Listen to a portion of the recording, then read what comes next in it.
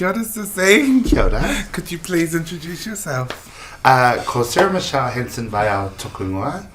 I am from the generation of the 80s, early 90s, without springing my age. My pronouns are she, her, and that's to help people deal with the complex of not understanding the layers of how people can identify. So, as a young person, you grew up in a Cook Island home in South Auckland.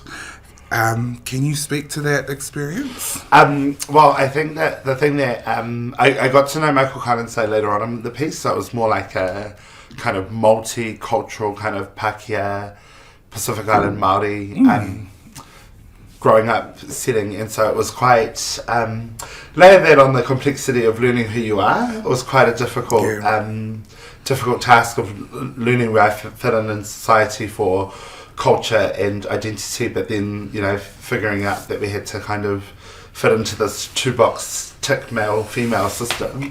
Growing up in Mangere, being part of, my mum's white, my dad's brown, the neighbourhood is Māori, so trying to kind of learn culturally where I fit in, and being biracial was super hard. In Aotearoa, I think, because you kind of get given this label of you've got some form of white privilege, but my skin's not white. And you lay that on the complexity of trying to find out from an early age. I don't think I've ever identified as anyone else other than female. It's just been trying to manage, like crisis manage for other people how they see it, so that it's not a threat to what they know.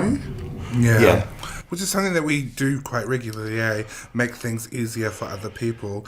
But I think now that we're in this era of just being free to be who we want, I don't think we need to do that anymore. No, do you do that still? So it's you know, as the years go on, and I've done a fair few interviews, it's gone from like crisis management and being a dictionary of what things mean to kind of now being in a time where it's celebrated, and it's recognised as being like a champion or like a leader, which I don't like either of those titles. Being Pacifica, we don't like being put on pedestals or even having those accolades, but definitely in my journey from, you know, 20 plus years ago transitioning to now about it not being so taboo, not being so you know, like a mental illness, you know, like something's wrong with us and the world's all great. So it's kind of it's interesting to see, you know, like especially at the events that I've gone to during Pride Weeks, Pride Months over the last couple of years, celebration, and our sisters leading it. You know, now there's non-binary as well, which I know they're tethered together with the trans community. So it's celebrated. I love it. So it's such a change from being the last era of being chased down the road or kicked out of pubs because of who you were, and being assaulted and the police showing up and it being like you're one of them. Oh, okay, well, let's take a report and write on a pad and then see you later, nothing happens. So no, it's great to see where we're at this time and where we can moving forward. Do you think growing up in the household that you did, how did that affect your identity, your gender identity? So my mother was very supportive. My father, not so much. One of my earliest memories is having to play league, which I did not like, but because she's built as an athlete, she was made to do it. And one of my earliest memories is that, you know, I'd cry on a Saturday before going to the fields, and everyone in the team was like, "But you're so good. Like, we'll just look the other way to the fact that you might have been given a hiding today, or you know, like you're a decent player. We don't care what you're going through in your personal space," which is really traumatic, and it's taken me quite a while to deal with my upbringing, that environment of torment, I guess is probably the best word and, you know, not through any fault of people choosing. I think most parents are really protective of their kids, and it becomes like they think they're almost doing good cop, bad cop, and they're going to be the bad cop because you may not go down the route of affirming yourself and living your authentic life. Yeah. Because it's like, let's be honest, it's probably easier just to get a couple of hidings and try and shift your mindset than go through this horrific life of judgment and persecution. And, you know, especially at the age where I finished school was probably the hairdressing and makeup wasn't even a thing for the trans girls back then. It was like, clearly you're going to be a drug user or a prostitute. Yeah. Like that's the mind frame. So it's beautiful to see our mana wahine, you know, venture into spaces where we weren't before. Yeah. You know, like I think of, and I don't want to name anyone because that's their own stories to tell, but there's so many people out there who have like really paved the way for people to just exist and be able to do other roles. So it as troubling and as triggering as it was as a childhood, you know, the good old saying of what doesn't kill you makes you stronger. Yeah. Kelly Clarkson vision, of course. Of course. Who else? When did you, as a child, know, well, probably, I understand that you were different in the eyes of everybody else, because I don't know about you, but I knew I was fine and fabulous. It was other people telling me that I was not. Oh, I have like the best anecdote for this. Please share. Me and my cousin are probably a couple of years apart, and so we were playing on the trampoline once, having a squirt, and we both like being babies, and I still vividly remember this. I ran into the house crying because I was like, we're not the same.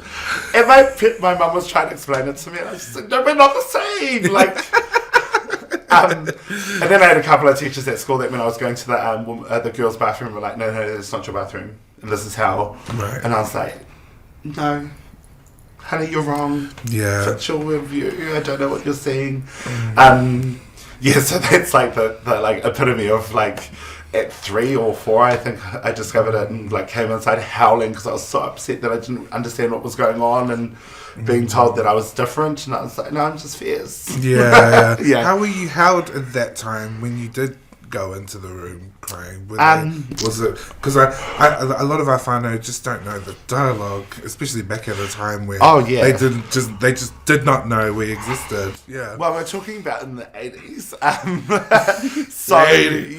Early 2000s. Yes, I'm only 21. So it was back in the 80s, and I don't think my mum knew the words, and you know, back then it was kind of like gay was the word, and I've always tried to explain this to people is that like anything we've evolved, and gay used to be the word. Like you think about the activists back then who were trans, people couldn't digest that, and it was going to take a while, so they were gay but they were trans women, and so I don't think she kind of got it, and as the years went on, and I kind of did some, my whānau did education on their own, because I just turned around plain and simple when I transitioned, and I said, I'm fabulous, and I will live my life without anyone that doesn't want to join me, because it's going to be one hell of a ride, and that's up to you whether you want to be on this journey or not, and I'll do it alone. It might be harder, but I will do it alone. And my whānau really took the time to kind of learn and educate themselves on what they would look like. It's so brave, by the way. It's so brave because like it's just so easy for our whānau to go deuces and leave us alone. So no, I had to make a decision, especially with all the layers of complexity, and whether it was to put on a facade and easily be part of the community, but not myself, or be who I was. And you know, let's be honest, trans people sit on the end of LGBT, yet we all know for a fact that nothing happens in any movement. In America it's black trans woman, in Aotearoa it's brown trans woman. No movement happens in that rainbow space and advocacy unless a brown or black trans woman's driving it, and that's why we're such a threat to the community with the last letter. But you look at like Georgina Bayer, for example, who's just recently passed, and her power, and other people of colour in our community who are a minority and a minority to a minority, and how much harder we have to work, but we're the ones that get the action done, because it's culturally how we roll. Mahi ata mahi, get in there and do it. They may not like what we're saying, but they listen to it and know that they have to make the change, don't they? Well, slowly. Yes. Back to youth. What was your experiences like in primary school? Primary school wasn't too bad. I went to a smaller primary school, so and I had a couple of friends that were sissies who I'm still really good friends with, who are Takata Puitane, and really good friends. And so we had like this collective of like about 10 people at a like small primary school in Mangere Bridge. And the cool thing about it was like a lot of our teachers were progressive. Like it was one of those primary schools where it wasn't Mr. or Miss, it was first name basis, so it was like whānau vibes, because we had this small group and Power Rangers was the thing back then. I was like, I'm Kimberly from Power Rangers. You're the pig one. Yes. I was always the yellow one. So I was like, yeah, I'll kick your ass. But it was just like, so primary was awesome, and then intermediate I went to Kichi Intermediate in Papatoi, which was kind of like a new thing for me. I didn't know people, and probably not as easy. So I took a lot of time off intermediate with like sickness, being bullied, and because I had some teachers that were a bit, traditional and I don't want to say religious because I don't even know if they were religious, but they were very set in their ways. It kind of affirmed some of the people that I was in class with that was normal behaviour to pick on people for being different. Yeah. But yeah, so that's my primary, intermediate, and then high school's a whole other kettle of fish. Yeah. Your experience in high school is so relatable to me. You wagged a lot. And so did I. What were your reasons for wagging? Mine was, because I thought I was the shit. I played every sport at school and I was phenomenal at it. So I kind of thought I ran the school. I really did. And like one whole term, I like bluffed my way through wearing mufti to school because I did not want to wear green uniform. Yeah. And I I fully punked one of the DPs who I'm friends with now, I've coached his daughter actually, into wearing mufti because I was just like, no, I'm not at home. I was coming from home. I'm just my living situation's not the best. So I used to keep mufti for a whole term until one day he decided, I'll come out and do the school drop off, and sees me dropped off by my mum, and he's like, uniform tomorrow? And I was like, yes sir. And then just wagging, I don't even think it was an identity thing in high school. I just honestly thought it's that age group where you just stuff the establishment, I'm bigger than this, and you're kind of finding yourself. I did get caught up in a couple of wrong crowds. Where wagging wasn't just wagging in school, it was like going and getting day drinking like we were cool, and buying the cheapest alcohol, which did nothing for my insides. But yeah, it was, I don't think until year 12, year 13 that it became a thing of identity, because everyone was just like, oh, there's Michelle. And it was always that at high school. I did netball, I coached, I played, I did volleyball, wakaama, all the sports that were the cool kids did. And because I was strong, everyone kind of was like, oh yeah, there's the sis. I had a bit of a past, but year 12, year 13, once I started becoming an adult, young adult, was a bit different. If I quickly ask a question? Yes, go for it. So you basically, if I understand correctly, you were presenting as female at school, from a young. Can you just tell, Brady, from what age? Yeah. You were just chose to be who you are. I think my journey of self-discovery, I think year 9 was kind of this path of I'm different and trying to tell my friends about it. In the year 10, I was because I was so skinny back then, and my voice was so high, I was in every stage production. It just became it wasn't a transition or anything, and that's why I don't identify with coming out.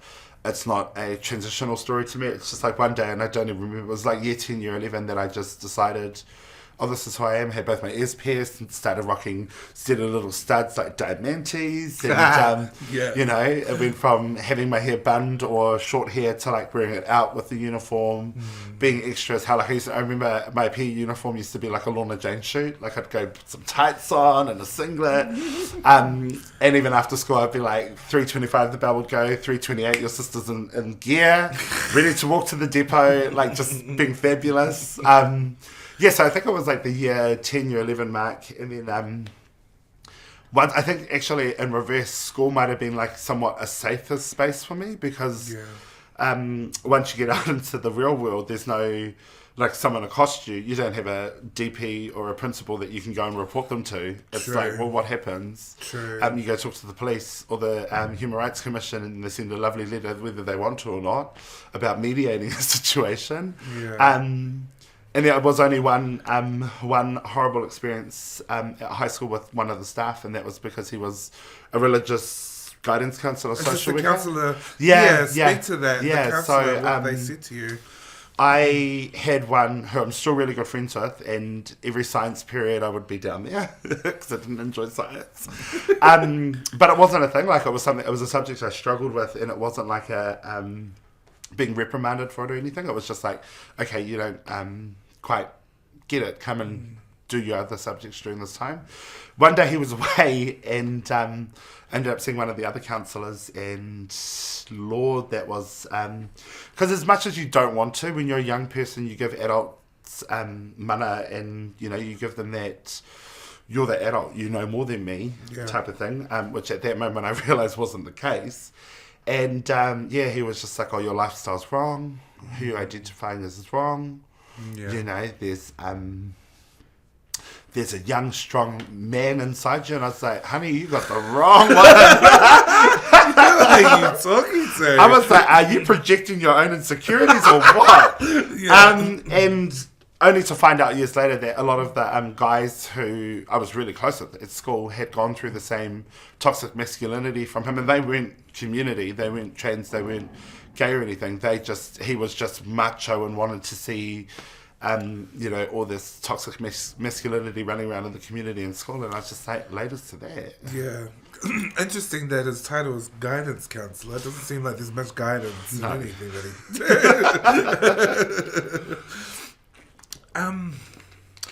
he... can you... is this a true statement? Sport helped affirm your identity? Yes and no. Like, it helped affirm who I am. Yeah. But that's because I was probably challenged the most in how I identified. Okay. So it was through the struggles and the having to stand up for myself. It wasn't sport that did it. It was the situation. Yeah. And so, like, one of my first World Cups I went to was 2004, 2006 in Fiji. And the New Zealand contingency for netball were really horrible I think there was only 2 trans people, and then the rest were like young gay people who were kind of finding their way. Yeah. Absolutely horrible. Like, you'd think for an international setup, it's obviously gotten better, but you'd think for an international setup I think we were way underage, that they would have been more supportive. And it was in one of the moments where, I remember getting ready to go to the prize giving. You play in a uniform because it's a uniform. You get defaulted if you don't. Yeah. And I remember getting changed, getting ready. It was my first World Cup. I was so excited, and I was like, "Oh, cool! I'll put on this." And then I got changed and went to go, and they were just like, "You can't fucking leave the door on that. You're representing New Zealand. Go get changed. What are you wearing?" And I was like, and at that moment, I remember it because it was at the front of a hotel in Suva. I can't remember the name of the hotel, and I was just like, "No, I'm staying, and this is how I'm going." Like it or not. Which obviously meant that the next couple of tours under New Zealand that they kind of, I dug my heels in, and they did too. So it led to some pretty horrific moments away on tours. And I'm even now to one of the days, one of the players stands on the side of my court when I play regionally and just stands there and screams abuse.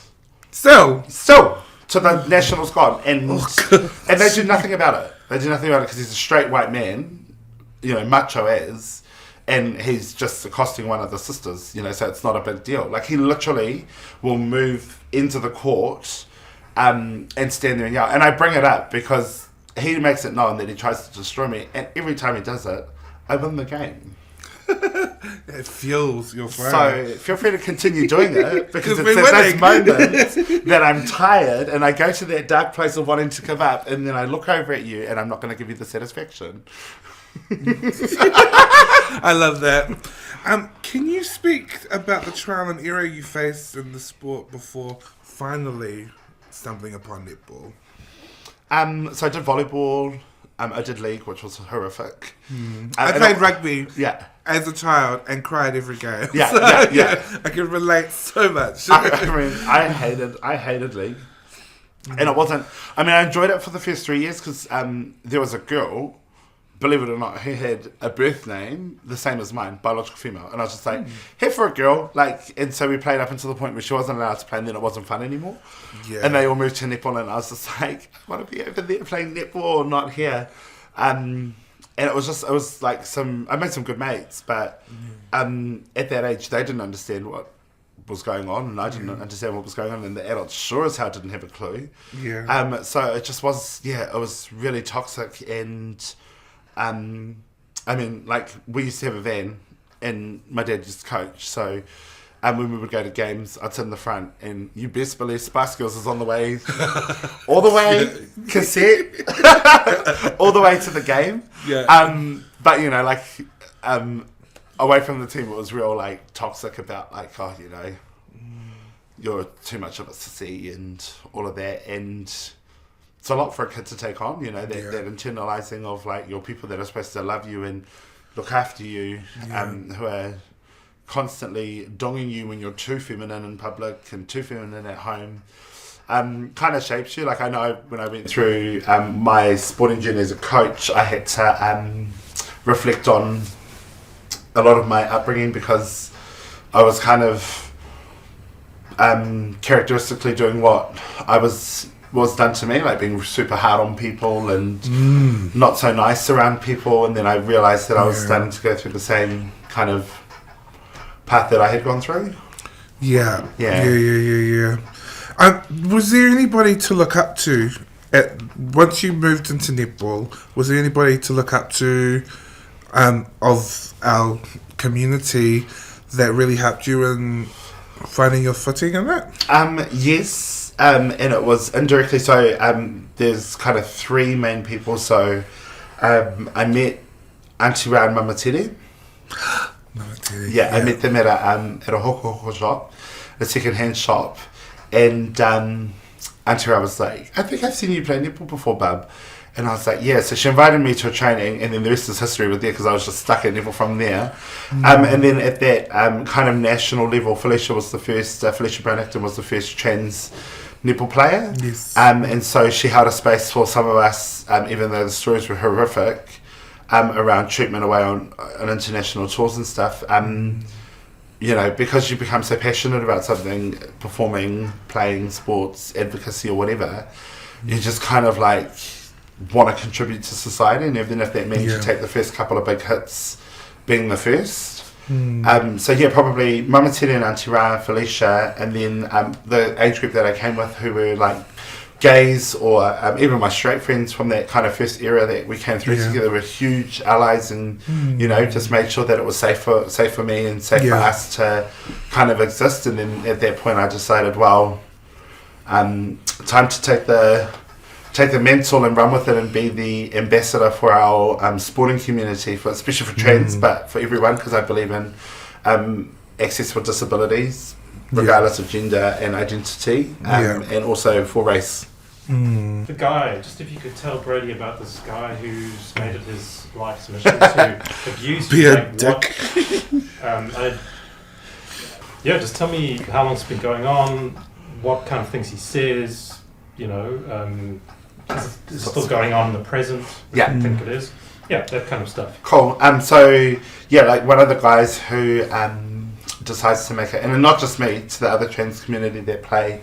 I think it started in Invercargill 2016-17, where it was big because my team was the first team to beat Christchurch in their 18-year run of national sports, undefeated. And so when we started to win, it became, because they couldn't beat us on court and my coaching was too good, they decided to try and take us on personally.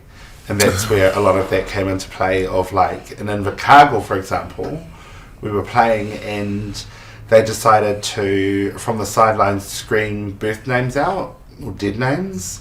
The F word was thrown around a lot. Pufta. Just real derogatory comments from the stands, and even to this day it still happens, not to the extent of the verbal abuse, but you know, the presence and the screeching and the yelling, because it's I think it's something that they can't grapple with and decide that it's their right to kind of take us on as how we identify, which is horrific. Yeah. So I think it started when North Harbour, which is the club that I'm the president and the head coach of, beat Christchurch, which is very predominantly heterosexual white male. And then once we started beating them with this team full of brown fabulous talent that just did like cartwheels and splits and flips and all the stunts in the world, it became no longer about the product of netball. It became how we can destroy people personally and just be horrible human beings.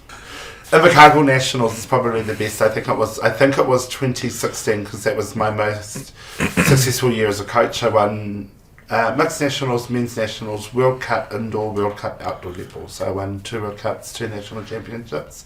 And I think that's when it first started popping off. But it's inherently in men's and mixed netball because it's this. We challenge the concept of where the trans community fit in. Not so much gays. The gays.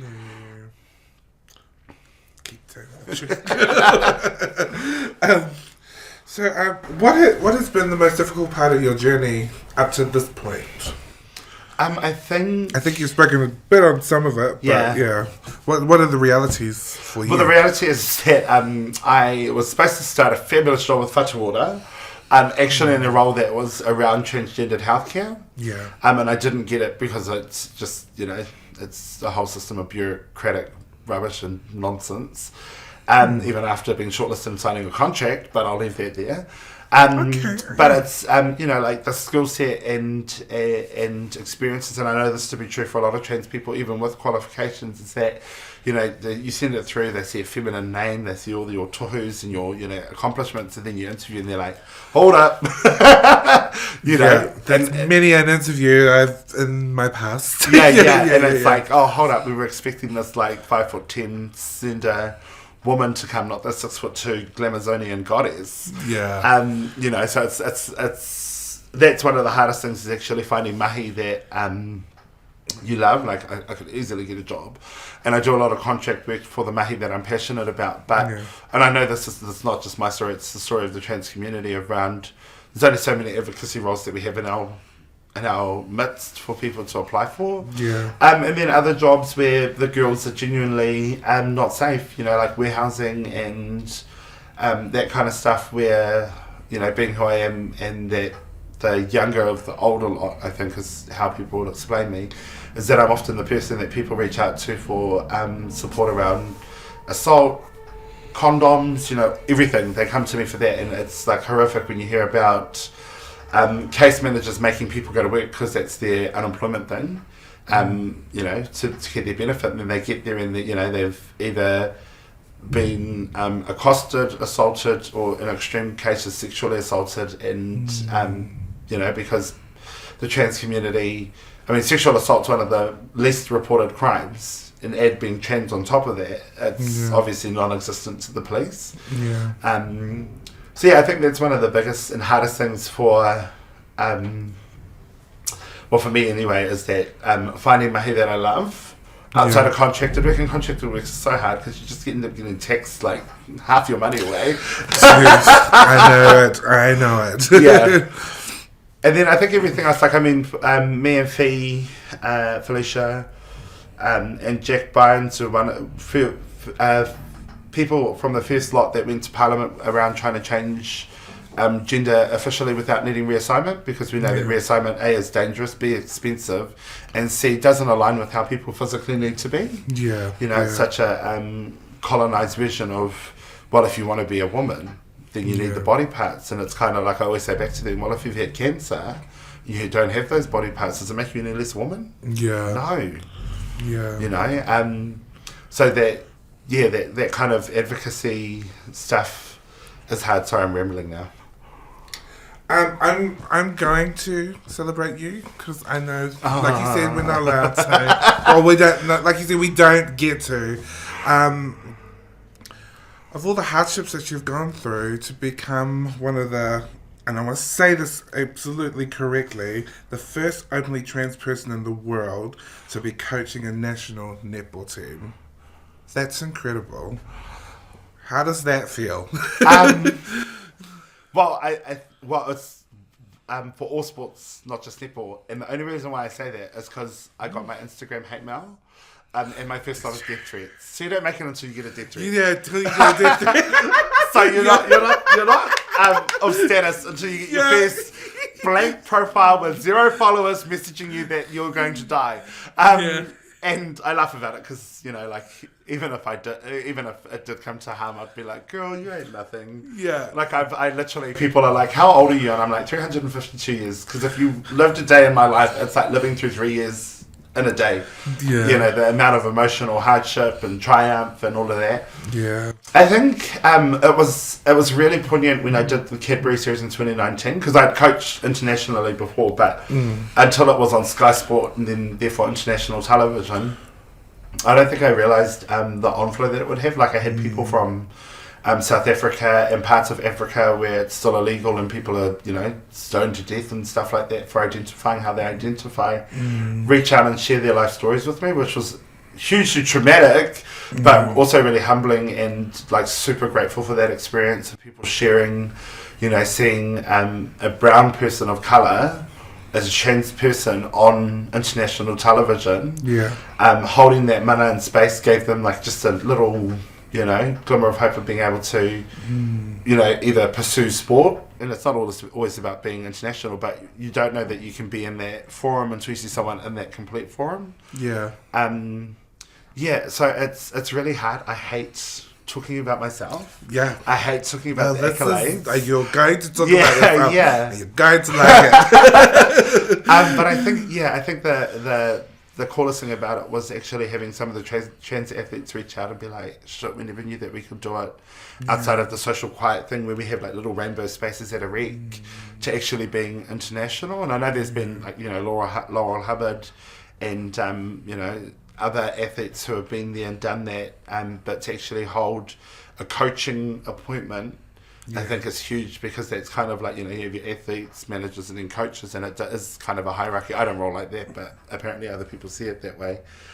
So it is really beautiful, and I reflect on it and I think, oh, well, I could die tomorrow.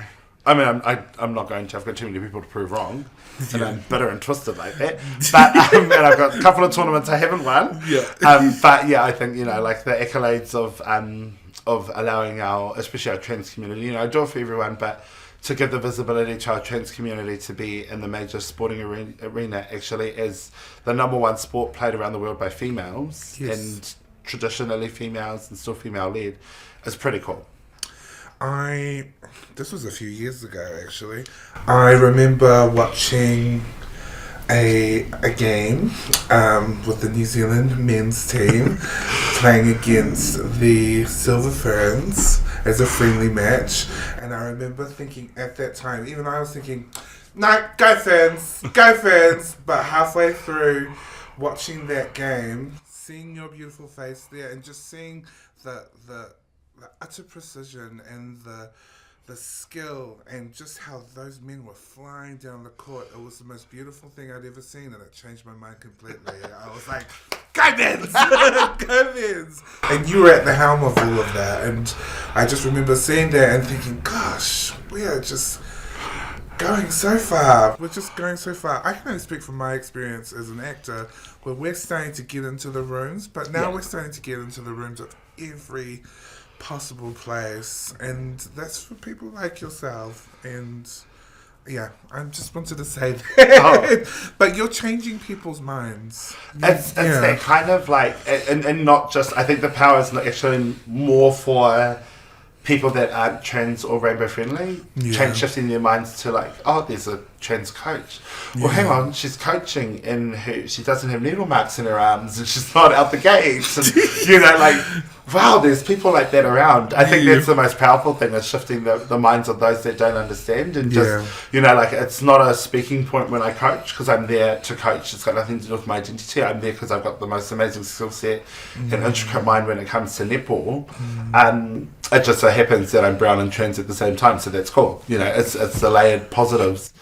But yeah, it's really funny because people, like, we got past that point of men being on television, and it was still a bit like, oh, there's some gay people in there, to the following 2 years where my little sister Tyra featured in the men's side. And we spoke heavily about that, about being a trans woman playing in the men's team. And this is why I advocate for sports, is because, well, she's not going to be a silver fin. She won't be allowed to be a silver fin. Yeah. So do you play as a trans woman in a men's team, or do you not play at all? Like, because that's not good for health outcomes and for well-being and for the skills that she has. She's amazing. So I think we're slowly progressively getting towards where we fit in society. And unfortunately for those of us who are first in areas, we have to wear a lot of the blows, and it's harder. But us taking that first hit means the next generation don't have to be hit as hard. I'm really grateful to the older ones like Mama Tere, Auntie Ra, Dana Tamala, Carmen Rupe, Georgina Bayer, because they were the first in all that they did. Yeah, they took the blows. Oh, absolutely, us. yeah, and we've now taken blows. But it's like now where trans is being celebrated, and a lot more people have an understanding. Yeah. And it's more than just pose. It's more than just these fabulous, which is fine because that is a part of the community, but it is actually more than what. Mama them's documentaries back in the day was crack up. Used to just be like following them around on the streets, working and talking to clients. And I'm just like, man, how we've changed in the span of like 20 something years to we're meeting and talking about accomplishments, not hardships. It's so beautiful to see, and really proud to be a part of that journey and helping the other girls. And theirs. Because you do help you particularly they start to call you auntie and the girls. That. Oh, you hate it? I hate it. I'm not about I think it's because I came through with some really staunch aunties. Yeah. And it was really hierarchical, and I'm like, we're like 3 years apart, but you're my auntie, and I do more for the community. Not that I ever weigh it up, but with these particular people, I know I did with some of them. So I'm like, no, it's just sister, and they're like, Mama, and I'm like, my dear. Sorry. Maybe when I'm old enough to need a walker, we'll go down that route. Some days it feels like it's pretty close. But no, it's one of the things I think is probably the most I think it's the biggest downfall of our community, is that people transition at different parts of their lives, and it's not like traditional society.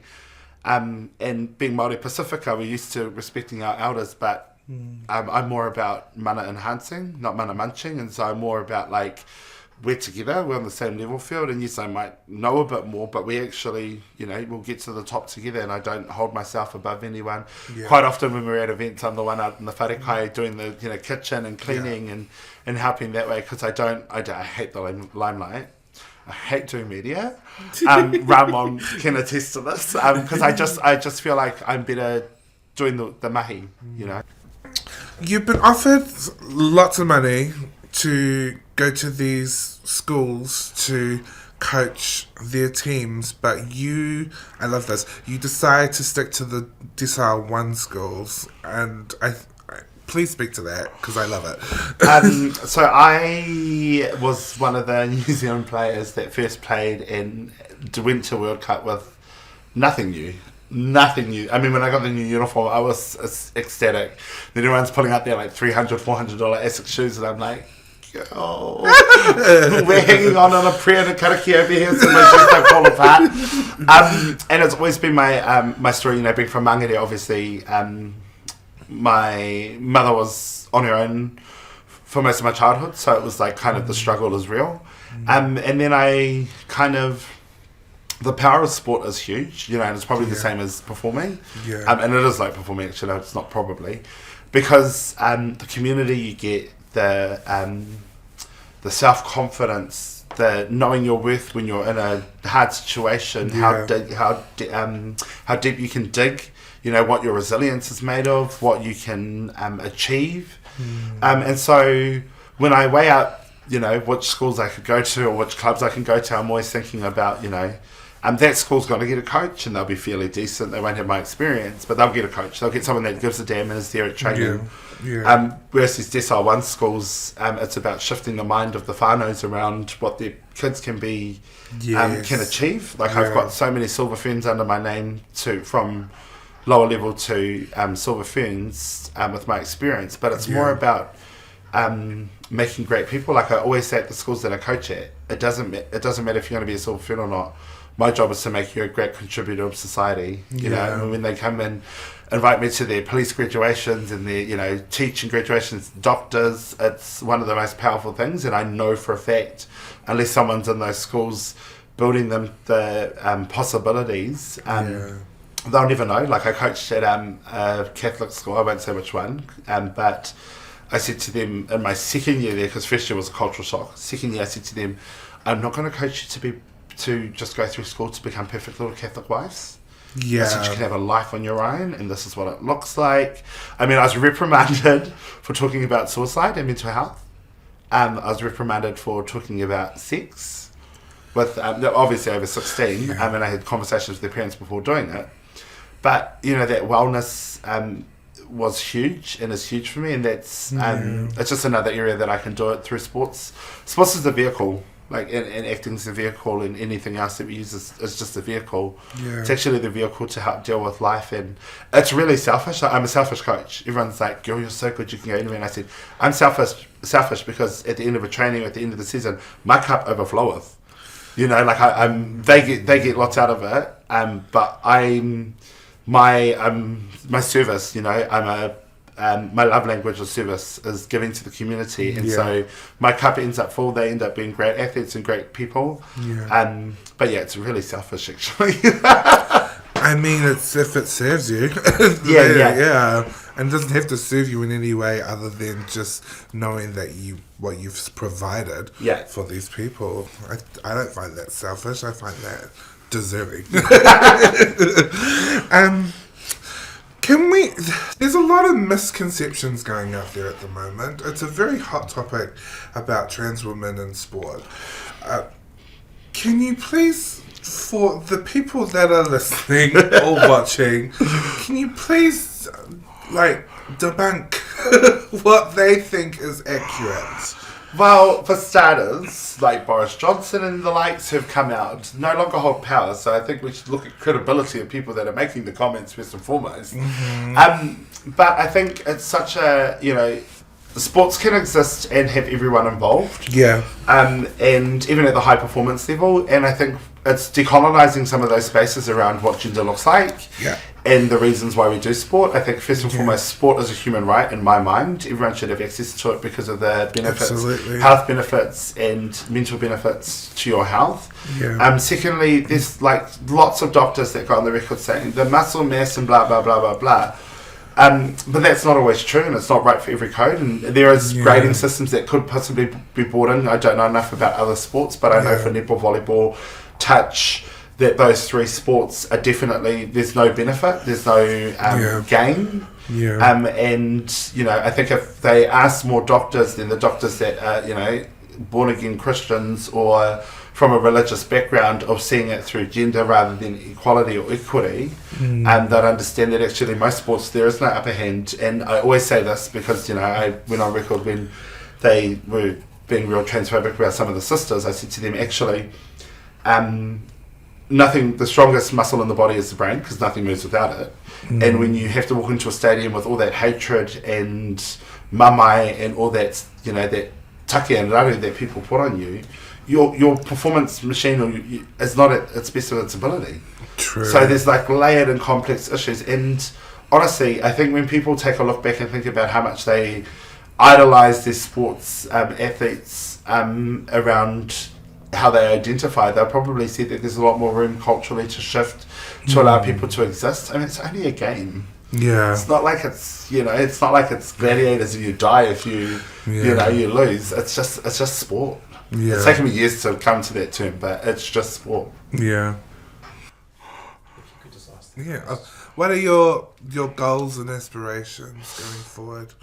To continue doing what I'm doing and reach more people. I think that's why I've come on with the Rainbow Games 2024, which is we're making the biggest inclusion and diversity event, including for our disabled whānau.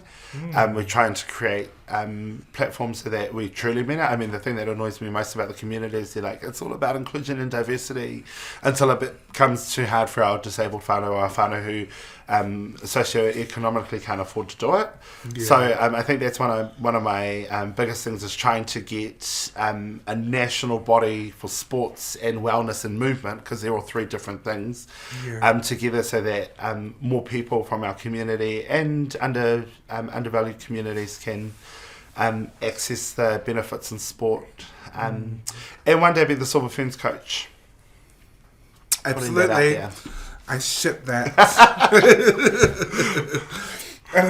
Cool. Can I just ask, maybe again, if you could just paint a bit of a picture of what the Rainbow Games will look like? Yeah, absolutely. So the Rainbow Games is going to be held in Tamaki Makaurau, yay, and out west. Yay! We've booked Nipa Waitakere and the Trust Stadium, and some stuff will be done at Westwave in the pools, and Timpin Bowling. So we're going with 14 sports in our first year, with some trial sports. It's the first one ever.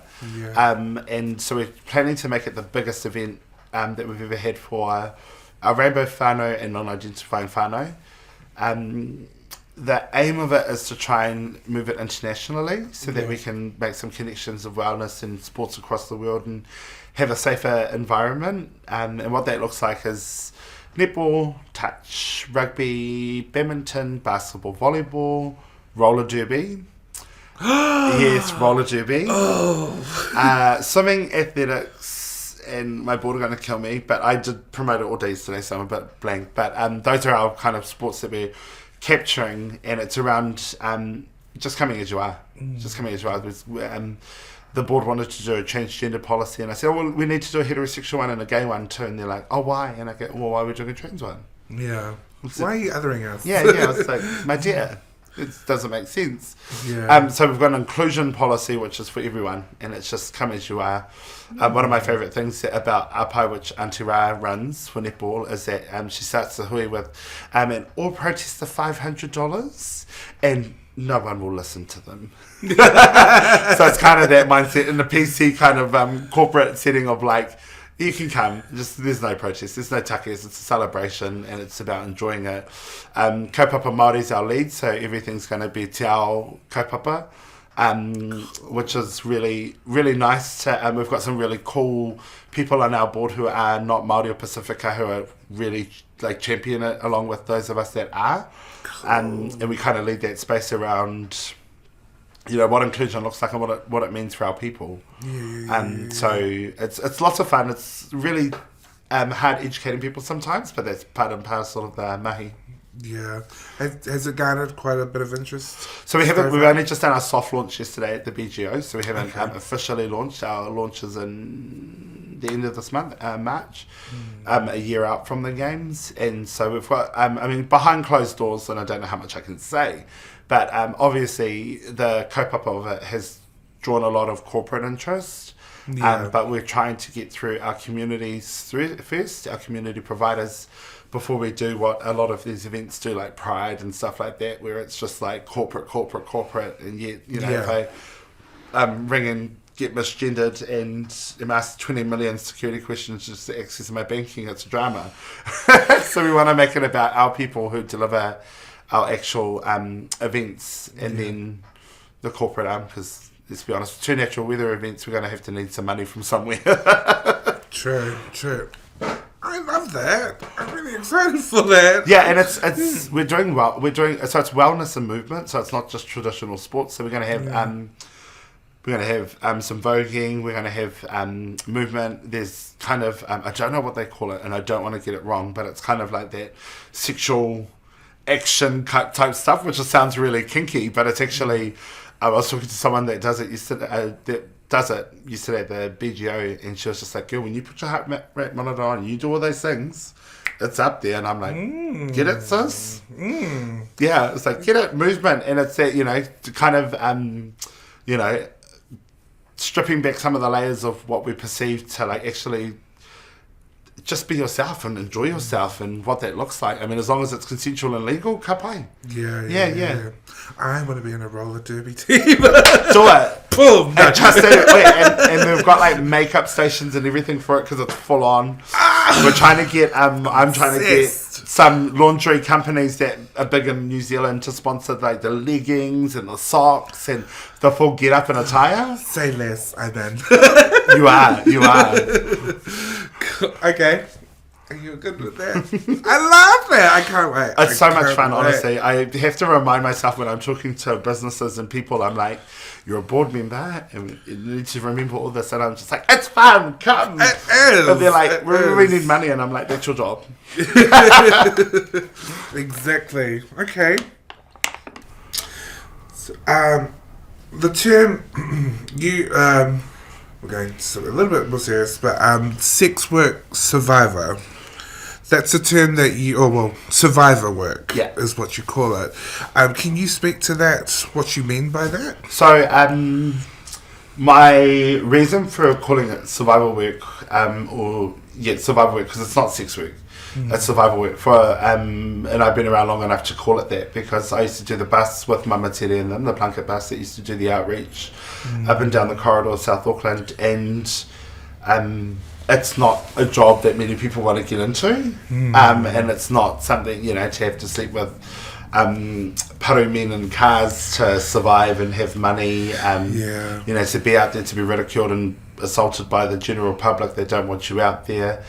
It's horrible, it's hard, but because perception of trans people in employment again means that it's not accessible.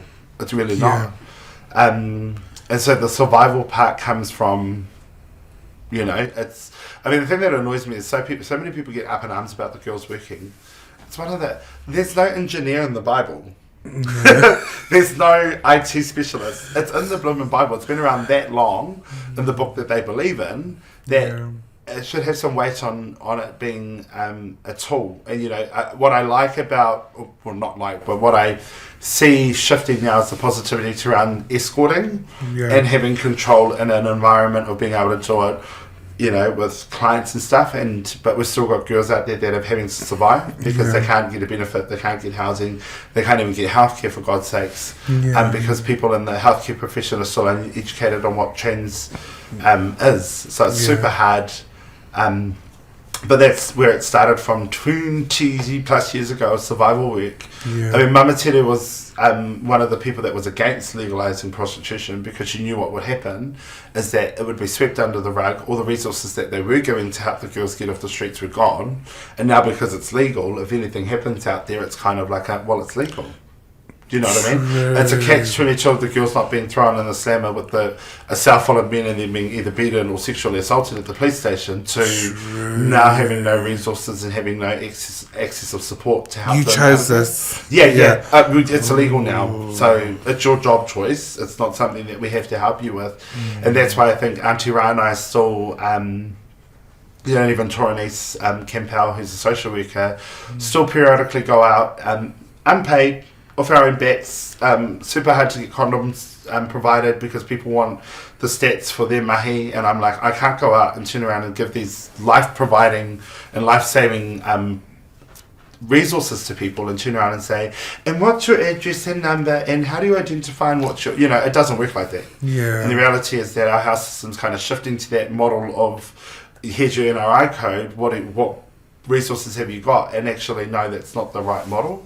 So the survival work comes from the very meaning of survival. Not many girls are like, I'm going out to the rore tonight to crack it and possibly get bottled and assaulted, and hopefully the client's got the right money, and it's survival. And unfortunately for our community, it's a big piece and parcel of how many of our girls have had to use that line of mahi as survival in the past. How do you... What sort of aims or what sort of support tools do you use other than providing them with the necessary equipment? So the good thing about... Tahi, which is Te Arongaho I Naine, which was at Papatui with Mama Tere and Auntie Ra, which was a big...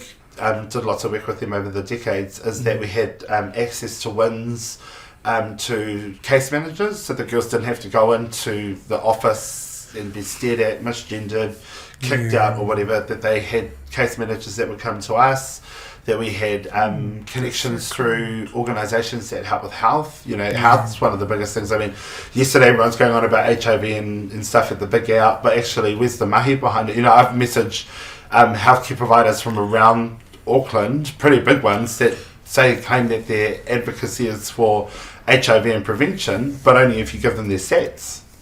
Only if you name and shame the girls and give them a contact number, an email address, and ethnicity. I'm like, no, that's great for your funding and your report, but that's actually, when we've got 30-second window with a girl jumping in a car, I've got to give the provisions. See, girl, be safe, bring the cops if you need. That's it's the kind detrimental, of... detrimental to the front-facing people. And then the third thing is probably around that true awhi, and that's where we try and work as that, food support, whānau support, not just for the girls, because as we've spoken through before, it's about that shifting the minds of the whānau to understand that actually this isn't a tapu thing, this isn't something that needs to be, oh God, my niece or nephew's trans man, trans woman, whatever. It's actually, man, this can be celebrated, and if we build them up, they can be great, great in what they want to do in their goals. So those are the hardest things, and unfortunately the police need to do a better job of policing the girls. Healthcare workers and providers in our area that get mass money for provisions, to support our community, just don't do enough. And it's probably why a lot of the girls end up down the road of drugs, death, suicide, self-harm, toxic relationships. The thing that breaks my heart the most is that when the girls have passed away on the streets, over the last 10 years, maybe me and one other girl have gone to the tangis. And it's absolutely heartbreaking, because we know, with the right love and support, and that they could be these great people, but they're left alone surviving, and it's just not right.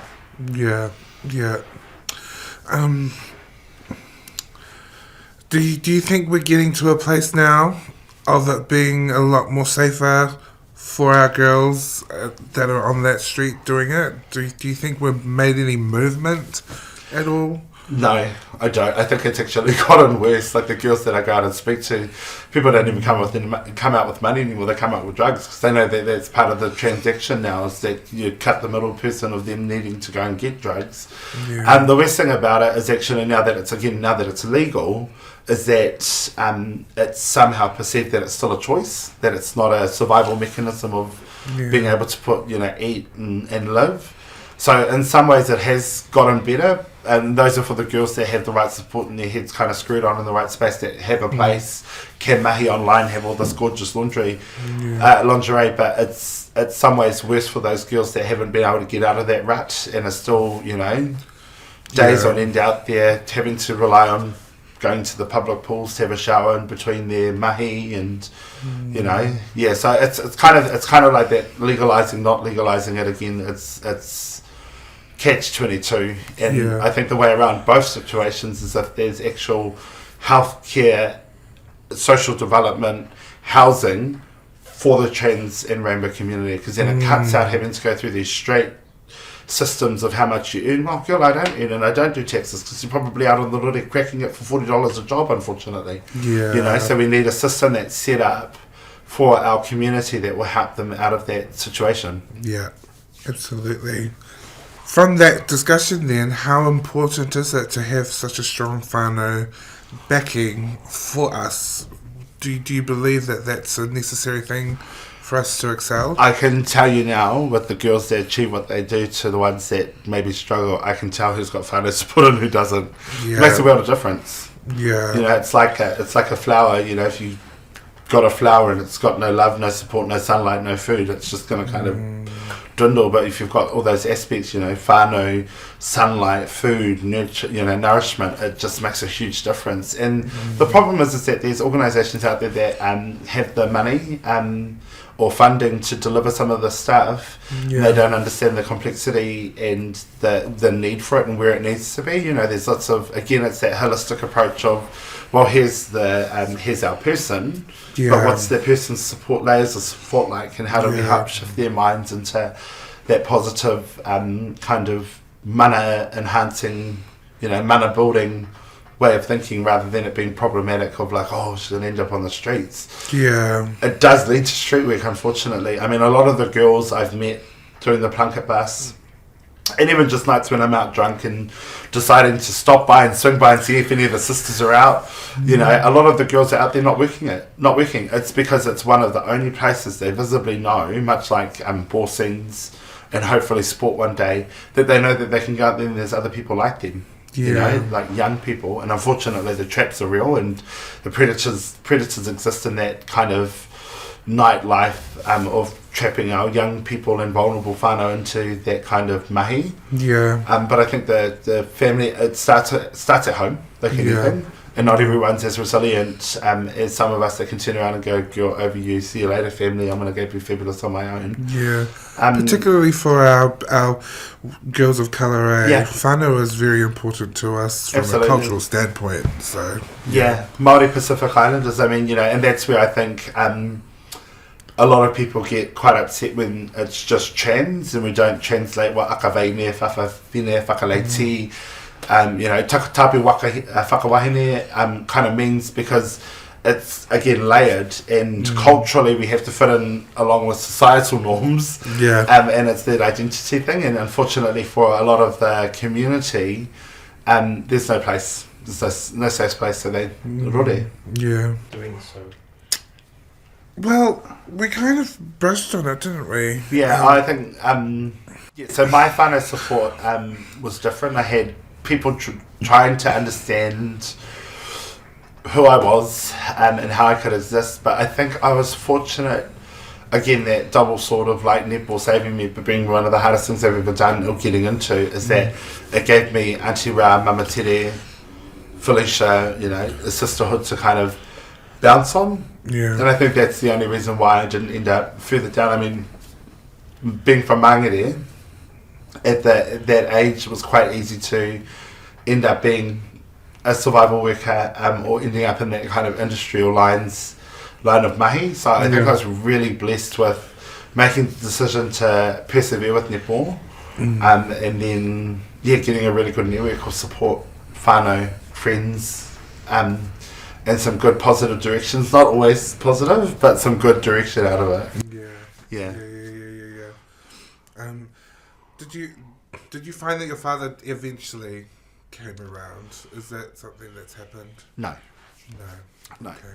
I mean, to an extent, but there's just only so much childhood trauma that you can go through, and then, you know, it's the age-old saying of, you know, forgive them for you. Shut up. Shut up. You know, anyone that forgive nobody. anyone that says that has not lived through true trauma and doesn't understand that, yes, you can forgive, but there's always still a place that you can't forgive from, and so they get this great, oh God, I'm forgiven, and you're still left with this part of, you know, mamai and hurt of, you know, still working through that part of what's happened to you. And it's just kind of like, it's so disingenuous when people are like, you know, just forgive them, you'll feel great afterwards. No, I feel like shit, they've now got a past to how they've treated me, and I'm still like grappling with the reality of how I've been treated, or, you know, mistreated, or, you know, not loved, or whatever the situation might be.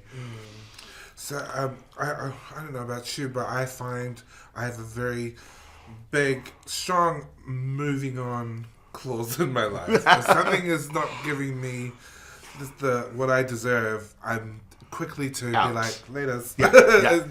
Are you the same? Yeah, that's why I think when I started to transition, that was the kaupapa to my whānau, and that was the kaupapa to, like, anything I've done, if it doesn't feel like I'm giving and getting and we're not, you know, raising together, then I'm out, you know. I'm over it. Netball's probably the hardest thing that I've done, and I don't know why I still do it, because I've taken up dragon boat racing and I've done volleyball and I do like a whole lot of other stuff. Netball's the hardest thing I've ever done, and I think that's why I still stick with it, is because the vulnerable parts of our community that come through, not only just trans, but takatapui, you know, our whawhas, you know, whawhawhine whānau, that they've come through, and I know how toxic it can be, and I know the system of that it can, you know, chew them up and spit them out and leave them kind of bewildered. I think that's the only reason why I still do netball, is to make a point of, you're not ruining my whānau or the sport that I love. Yeah. Yeah. Describe your relationship with your mum. You told a really fun story off camera. I would love it if you would share that. I mean, yeah, we used to be like mates, and used to do, you know, like real stupid things to each other. Like I remember one time we got out of the, we'd finished the pools. I was a kid. We finished the pools and we walked across to the town to get something to eat. she thought she'd sabo me. This is where I learned it from. And so she's sitting around and she goes, I'm still wet from the pools, and she goes, oh my gosh, you look like you've peed yourself. And she said in front of everyone. And I was like, oh my gosh, I had to think real quick. And this is where my wit come from. And I was just like, Mum, do you still have kurus? Like in front of everyone. Like we kind of got that like self-deprecating kind of relationship. Yeah. And it's really twisted. Like we would walk down a shop together in Australia because that's where they live. And, you know, my mum's like Pakia, blue eyes, blonde hair, and obviously I'm not. And so we'd walk down an aisle together, and then she'd stop and look at something. Obviously, you know, we don't have the same aesthetics or taste. And I'd carry on walking, and then she'd like stand there next to the shopkeeper, you know, and she'd be like, hey, do you think that brown person's going to steal something? And they'd be like, yeah, that's why I've come to this aisle and really get in on it. And then turn around and be like, Michelle, have you found what you're looking for? And then the shopkeeper's like, yeah, we've just got this like real twisted relationship like that. Yeah, best friends no, but really good friends. Like it's almost like we were best friends in a past life. Yeah, we get each other, and there's been a lot of healing on our journey because she's kind of understood that some of the things that kind of happened when I was younger weren't probably the best to help me be who I am, you know, because I sometimes think, and I'm like, man, I'm such a bitter old queen sometimes. And I think, you know, if I had some of that love and manaki and afi at the right times, I could have ended up being this, you know, lovely person. But then I have to remind myself that, you know, we've all got different journeys, and that what I bring to anything is still the mana and, you know, integrity. And I might be a bitch about doing it, but at least I'm honest and upfront. Yeah. I love that story. I love it so much. Yeah, well, I mean, she was one of the only white people at Mangere College at that period of time when she went to school, so... Yeah. I love it. Dragon boating. So how was your experience with dragon boating compared to your experience with netball? So I took out dragon boating. So my friend... What is dragon boating? So it's like waka ama, except you don't have the ama or the rigger on the outside. And so it's just like this empty hall. Like just... So honestly, if you have like an imbalance, you capsize and everyone goes in. Or 20 people. Oh, okay. Into the ocean. So I don't know why I said I would do it. But I did waka ama back in the day and was pretty good at it. Excuse me. And... So my friend posted and she was like, oh my gosh, you know, paddling. So I messaged her and I was like, I want to come. So I went and... sorry, I need a drink. I'm going to cough. It's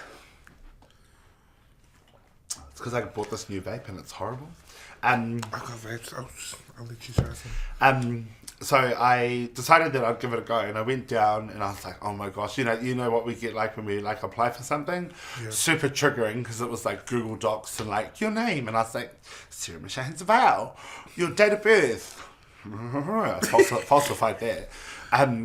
Gender, and I was like 1-2, and I was like, well, I'm female, but I don't know if you understand how this works. So female, enter, and then so I went to the first practice and I was just like, oh, sis, hi, sis. You know, went and kissed everyone and knew a couple of people from netball, and literally have paddled as a woman, no questions asked. None at all. Even was offered to me like, do you think you want to paddle for the New Zealand Open Women's team? And I was like...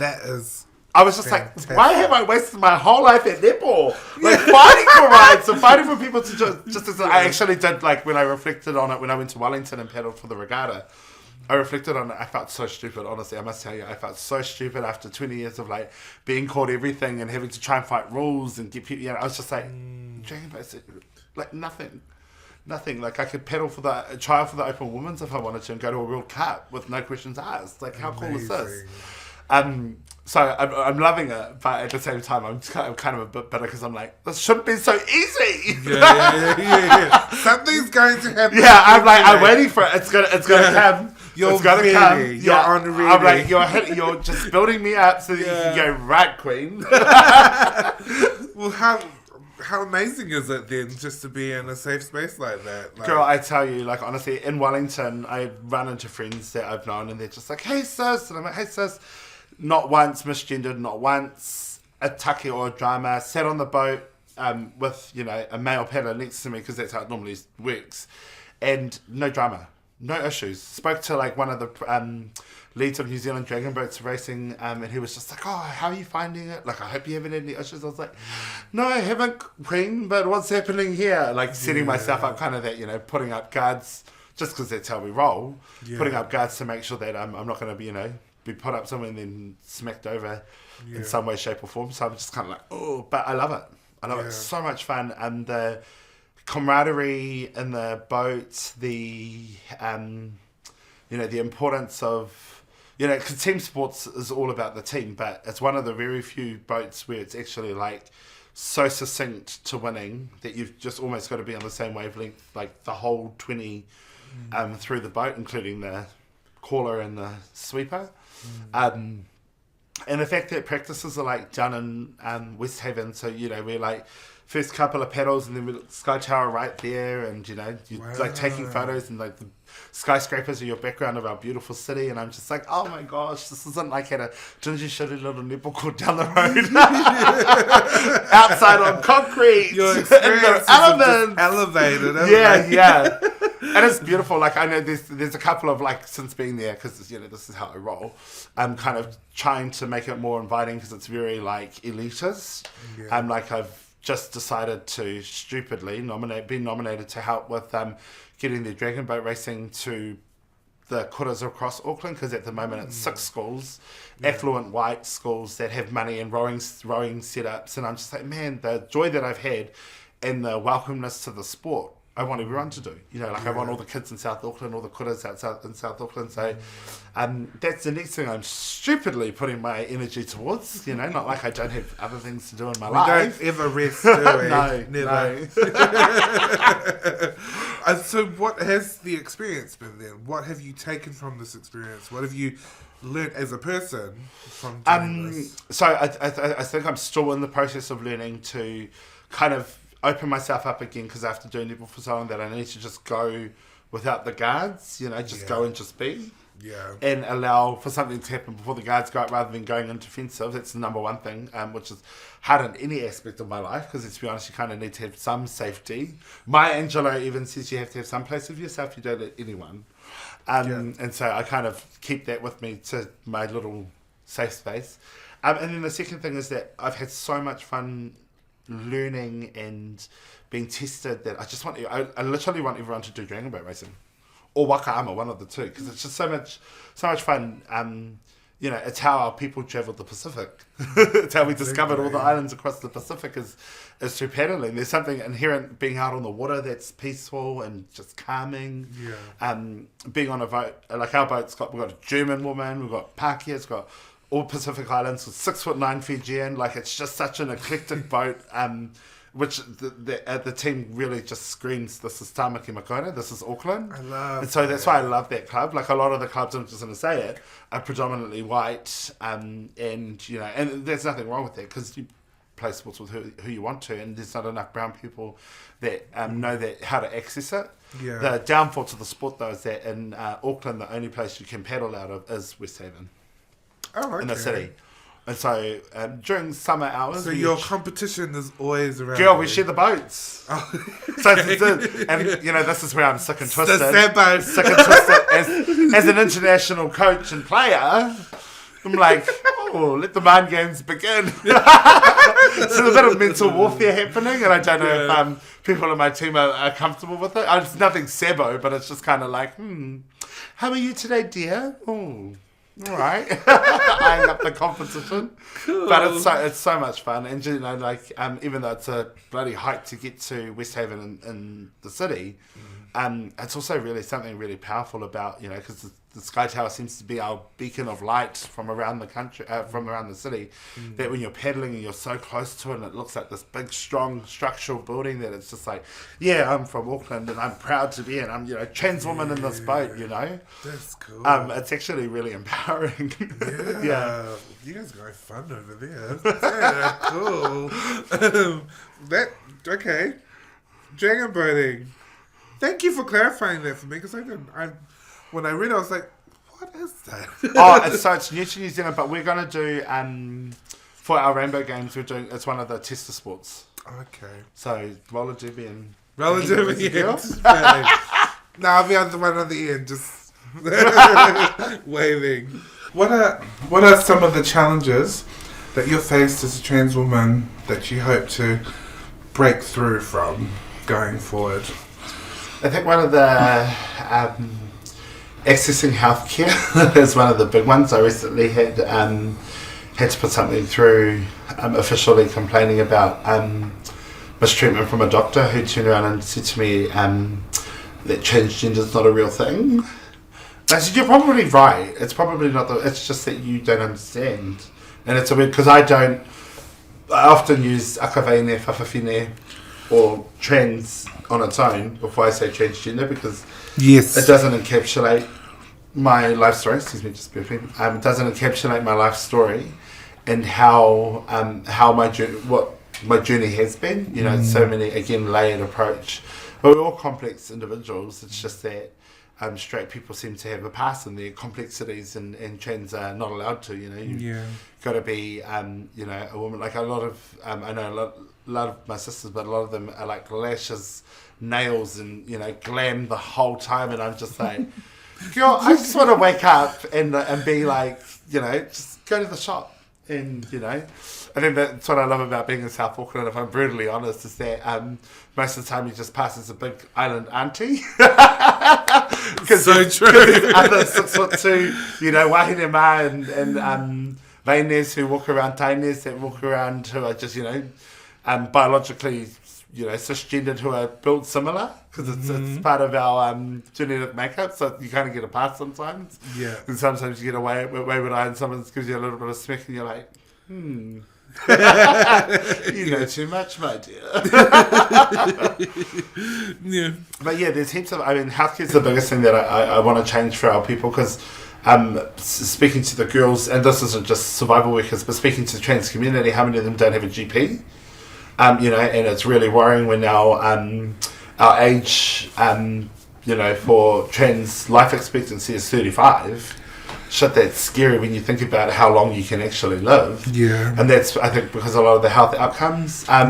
Employment's another one, trying to get girls into employment that's that they love or that they're good at, and not having to worry about every straight person thinking that they want to sleep with them.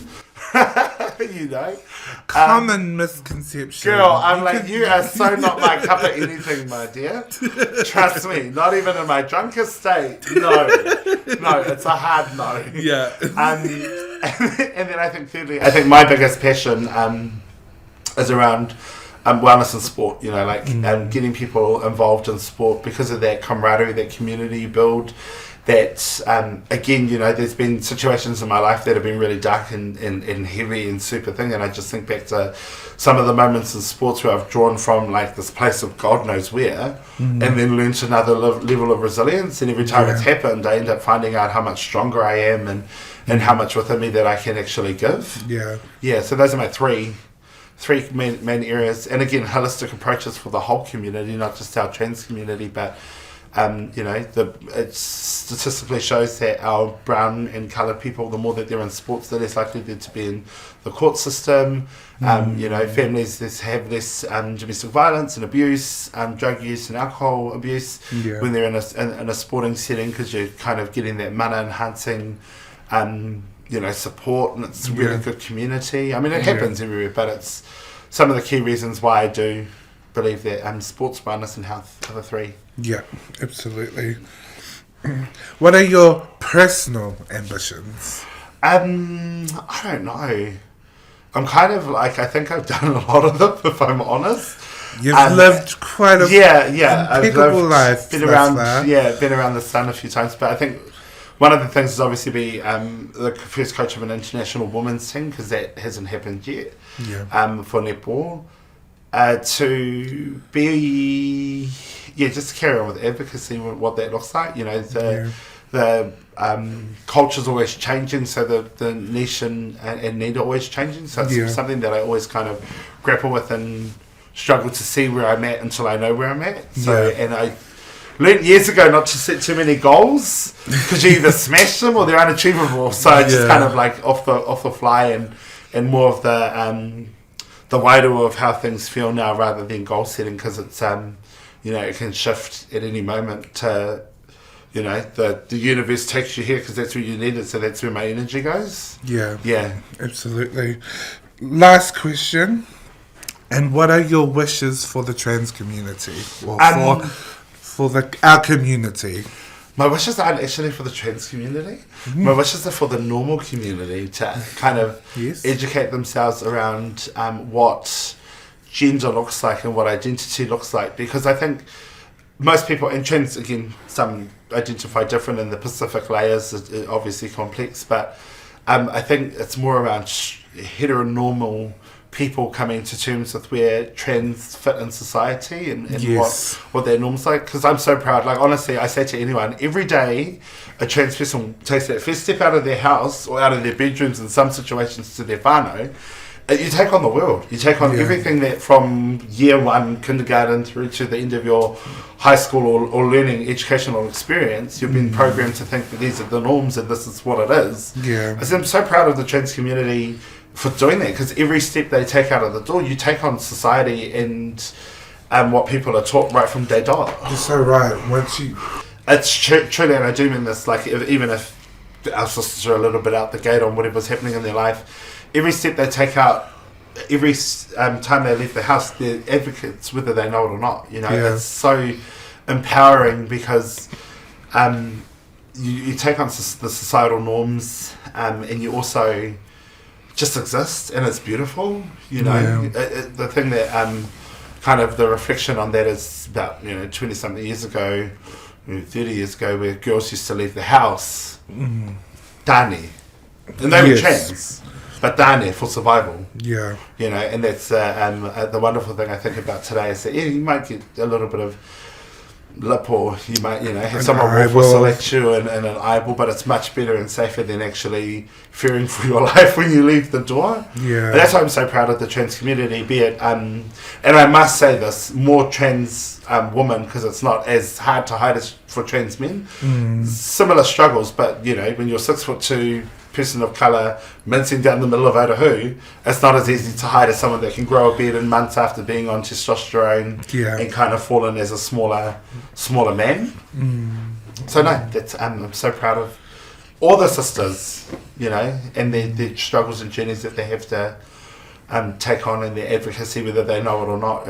It might be some little person that's having an identity crisis. There's a trans person that's just at the dairy, just buying a milk.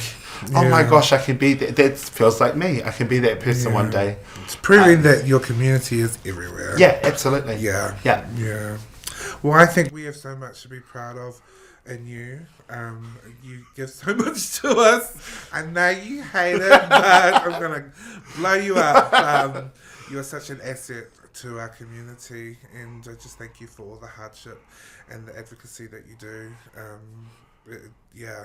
You've broken so many boundaries for us, and it's such an honour to be in this room. Not even, stop it. I'm proud of all of us. Again, so proud of your mahi, and it's just beautiful to be in the space together and reflect and share the journey, and there's things that we can draw on from each other, and it's actually empowering. People who watch this may not see it, but it's actually mana enhancing, mana building for each other. Knowing that we're better than what we can be. Better than before. BTB, one of my coaching things, better than before. And that's all we strive for every day, is just to be better than the person we were yesterday. Thank you. Thank you. I love you. My new friend, everybody. Thank you so much. No, that's all right. We Is done? there anything you guys want to ask? I've got something. Go for it. Oh, Phil. Take it away, Phil. So, first I want to acknowledge all the amazing things you've said, and I really appreciate that from my perspective. Because we're doing like a thing on TransGeneration, looking at the trans community from age of 70 right down to the younger generation. Yeah. I wonder if you could talk to how you're kind of seeing, is there a difference between, say, the older and, say, the younger ones? And something, I've got a bit of context. I sent a video yesterday to, like, you know, my group showing there's a woman singing on stage, and there was like a load of young people with flags around them and everything. And he's straight anyway, and he said, "Oh look, yeah, she's just converting the youth." And I'm wondering, so there's a few things in here that we could talk about. Yeah. But is it kind of being seen as like, you know, trans is like a trend, and young people being, and he said, you know, being converted, and it's just like a fad. I mean, and there's a lot in that. Yeah, no, what you that's, said, but yeah. maybe we could talk a little bit on I've that. definitely, I've definitely probably got the copy around that. Yeah. Yeah. Yeah. So I think for the being around and having transitioned for as long as I have, being involved with the Human Rights Commission, a lot of the resources and stuff, you can see from like I said earlier in the piece where trans were gay, so where it was like survival workers, to now where it's like this kind of glam thing.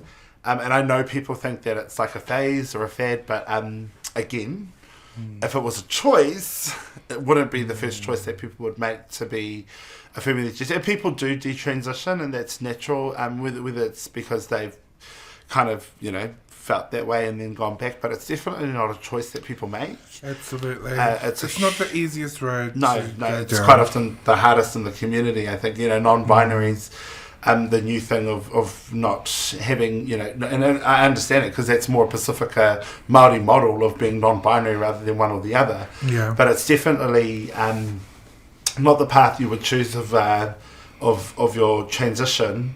From the earlier days of it being, like I said just a moment ago, survival of living duality and having to think about where you could exist, to now just authentically being yourself and being celebrated. Yeah. I think it's like one of the stats was showing that transgender's gone up around the world, and I'll say, yeah, but that's because you didn't have stats on it before. So it's like also saying like how many trees are being cut in your neighbourhood. If you didn't have stats before, you're going to have all these stats that are coming through saying that it's a huge thing now. Yeah. It's always happened. Yeah. But now you're just doing the data collection on it. Yeah. Which I can appreciate, and it needs to be collected. Yeah. But also through like the visibility, people who have always identified as trans are seeing us in these platforms and these spaces, and then it makes it easier for them to come out and be these things. That's maybe why there were so few of us back in the days, because we didn't know it was acceptable or we were able to do it. But now we live in an age where you can be who you want and do who you want and see whoever you want in those places. Yeah. And I think a lot of it's gone through like it's gone through this like phase of stealth, like just being this woman who's existed, and maybe a few of your friends you were trans and your circle was really small. You went to work, you went home, 10 people know, to actually living a life and doing more things and being acceptable and seen more. Yeah. Visibility is everything. Like nothing's happened in the world unless it's visibly been seen. Yeah. Did that answer your question, Phil? Was that along the lines? Did you tell him that? Yeah. I mean, what would you say to people who are saying you're now converting the youth? I mean, that's... And Then you just turn around and say to them, convert to being trans then, if it's that easy. As a straight person. It's that simple, really. Like, if it's that easy a choice, go and sleep with a man. Because it's apparently that easy and that much of a choice that you can actually turn around and go, well, it's something that's not inherent in your, you know. And the thing that annoys me mainly, and from a Pacifica standpoint, is that mahu, wakaselewa whakawahine, it's actually been documented, like through colonization and you know, the most empowering thing that I found is that through those finding out from past generations, I'm talking pre-colonization to colonization is that actually the mahu in Hawaii were like they were like the spiritual leaders. They were the only people that were allowed to prepare the king's food, but they were also the person that had relationships with the king. Yeah. And there was procreating, and then there was things that the king liked to do, you know, with the sister girls. Wow. And then back to Native Indians, it was two spirits. Yeah. You know, and they were again the shaman and the leaders, because it's such a gift and a taonga to have that duality of both, you know, genders once it became described, but actually you were just this being that had this wealth of knowledge and experience and expression, that you were actually a lot of them were the ones that taught, like even in earlier writings, taught the kids, prepared the elders food, you know, were the lovers of the kings and queens, and right across nature, it's documented around the world of you know, gay, trans, multi-faceted animals. And it's like, girl, it's in the genetic makeup of the world. Yeah. They It's exist. because you read We a book that exist. says you must lie flat and lie on top of each other, man and woman. Yeah. And that's not the case. Exactly. it's just a thing of we exist. So I would tell him that we exist, and if there are children there that identify very closely with that, then that means they exist too. Yeah, That's all that is. Yeah. That's all there is to it. Yeah. Happy? Thank you. Beautiful. Okay. So much. Cool, Matsu? Thank you. All good. We're done. We're done. Love that. The hard part is over. Okay.